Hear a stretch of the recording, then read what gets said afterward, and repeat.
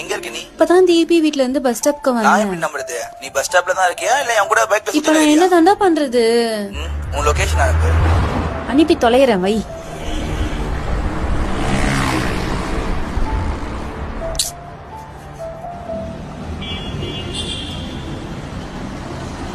இன்னும் அனுப்புற?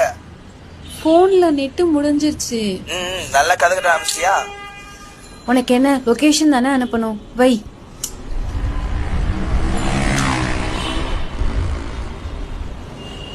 Excuse me, உங்க போன்ல கொஞ்சம் ஹாட்ஸ்பாட் ஆன் பண்ண முடியுமா?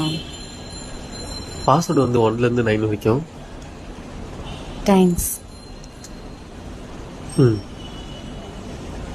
அனுப்பிட்டேன், போதுமா? இப்ப நம்புறியா?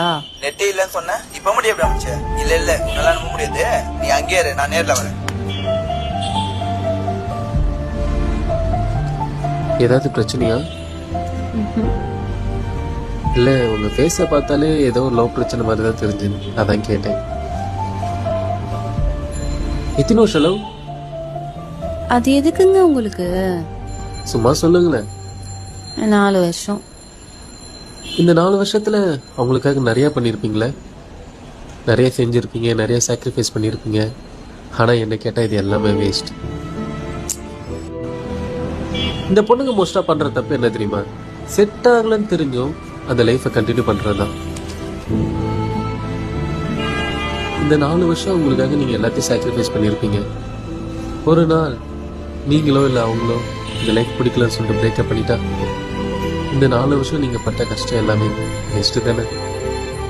நான் உண்மையாதான் லவ் பண்ணேன். உங்க லவ் உண்மைதாங்க. ஆனா அந்த லவ்ல நீங்க சந்தோஷமா இருந்தீங்களா? சரி ஓகேங்க, நான் உங்ககிட்ட ஒரு கேள்வி கேட்கறேன். புதுசா மேரேஜ் ஆன கப்பல் ஸ்டார்டிங்ல உங்க லைஃப் ரொம்ப ஹாப்பியா சந்தோஷமா இருக்கு. ஆனா போக போக அவங்க ஹஸ்பண்ட் ரொம்ப அவங்களை குடும்பப்படுத்துறாங்க. இப்போ அவங்க ஒய்ஃப் அட்ஜஸ்ட் பண்ணி தானே வாழ்ந்து. அப்ப பொண்ணுங்கன்னா அட்ஜஸ்ட் பண்ணி தான் வாழணுமா? அப்ப என்ன பண்ணணும்? பிடிக்காத லைஃப வாழ்றதுக்கு டிவோர்ஸ் பண்ணிட்டே போலாம். எல்லா பசங்களும் ஒரே மாதிரிதான். அப்போ அதே லைஃப் தானே நீங்களும் வாழறீங்க, அட்ஜஸ்ட் பண்ணி.